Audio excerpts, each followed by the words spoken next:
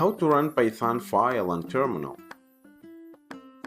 To run our Python program file, we first go to terminal and type ls, which means list all the folders in your computer.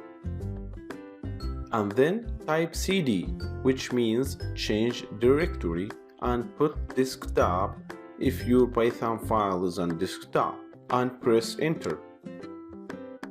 After that, type python space and dot slash filename.py.